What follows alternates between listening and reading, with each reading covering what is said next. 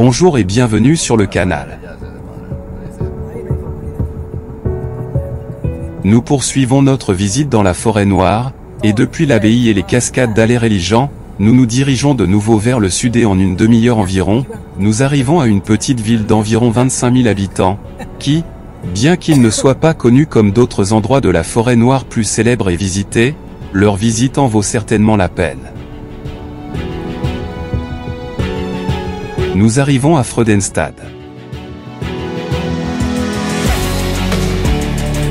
À Freudenstadt, il est très compliqué de se garer gratuitement, car toute la ville est remplie de parkimètres, et nous choisissons de nous garer dans un grand parking souterrain situé dans le centre-ville.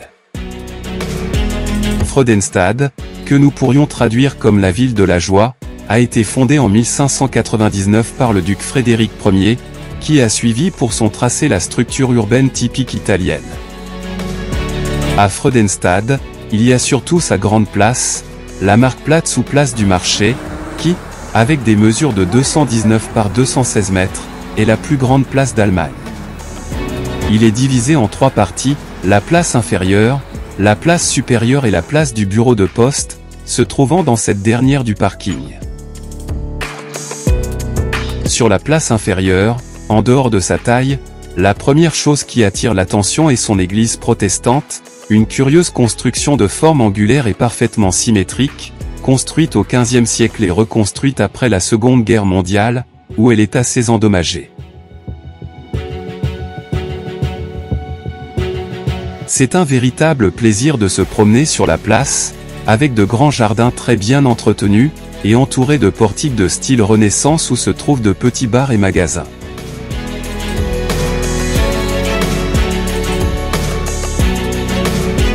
Comme curiosité, sur cette place inférieure en 1999, en coïncidant avec le 400e anniversaire de la ville, une fontaine de 50 jets d'eau a été construite, qui, bien qu'en été, doit être très rafraîchissant.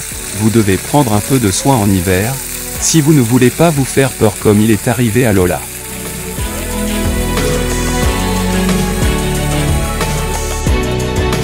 À côté de la place inférieure se trouve la place supérieure, qui, bien que plus petite, est tout aussi belle.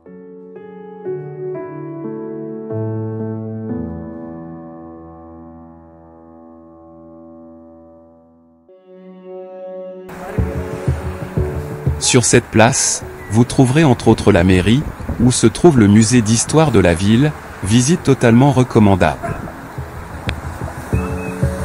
Depuis la place, nous montons sur une petite colline, où nous trouvons le Rosenweg, le sentier de rose à la plus haute altitude d'Allemagne, réalisé par les habitants eux-mêmes de la ville et dans lequel l'air est considéré comme le plus pur de toute l'Allemagne. À côté du Rosenweg, nous trouvons la tour Herzog Friedrich, construite en 1899 à l'occasion du 300e anniversaire de la ville, et à laquelle vous pouvez monter gratuitement à son sommet, et où nous aurons une vue panoramique spectaculaire, terminant ici notre visite à Freudenstadt.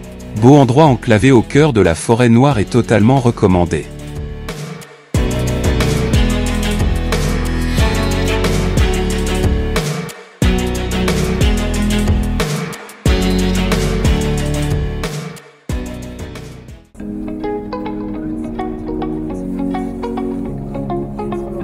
De Freudenstadt, nous nous dirigerons à nouveau vers le sud par une petite mais spectaculaire vallée, formée par la succession de plusieurs petits fleuves, et qui font que notre parcours d'environ 30 km jusqu'au prochain point de visite, nous profitons d'un paysage spectaculaire.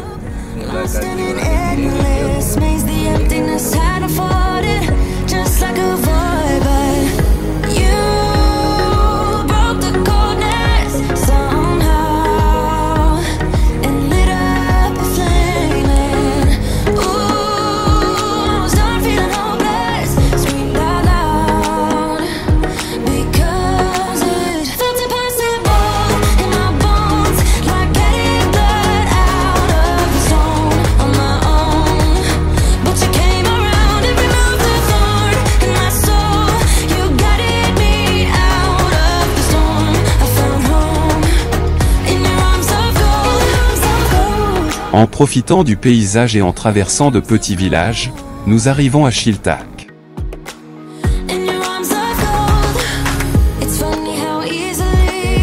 En ce qui concerne le parking, il y a un problème, vous avez un parking gratuit et spacieux, à partir duquel vous pouvez commencer la visite, et que, comme toujours, je vous laisse son emplacement sur Google Maps. Chilliwack, qui compte environ 4000 habitants, est enclavé dans la confluence des rivières Kinzig et Chilliwack, et est considéré comme l'un des plus beaux villages de la forêt noire.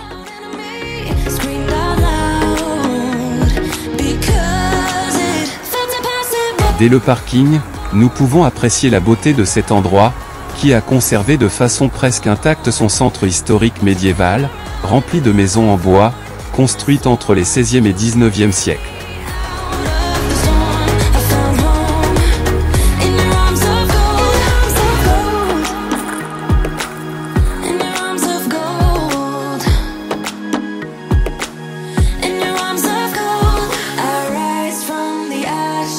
Sur les rives de la rivière Kinzig, nous avons apprécié le début de notre visite d'un endroit immergé dans la nature.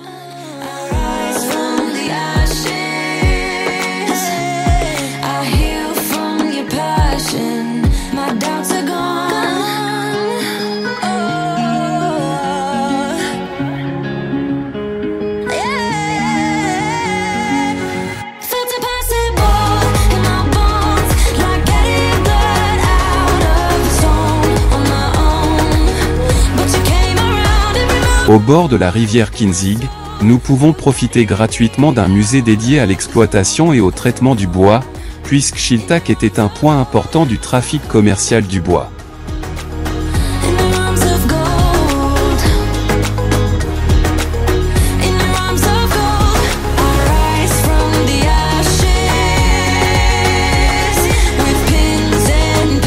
En traversant la route parallèle aux voies ferroviaires, nous arrivons à une petite promenade entourée d'arbres, dans laquelle nous avons une belle vue panoramique sur la ville, mettant en vedette surtout son église protestante, l'une des plus grandes et magnifiques de Baden.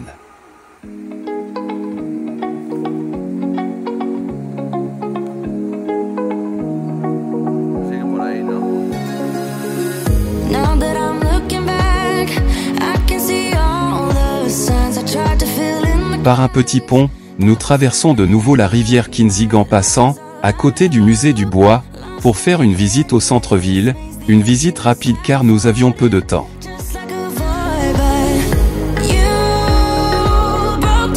Dans le centre se distingue surtout son Marktplatz, une belle place en forme triangulaire. En elle, je peux observer la beauté de ces maisons colorées du centre historique, en mettant en vedette parmi toute la mairie, où nous pouvons voir un impressionnant mural qui nous raconte l'histoire de la ville.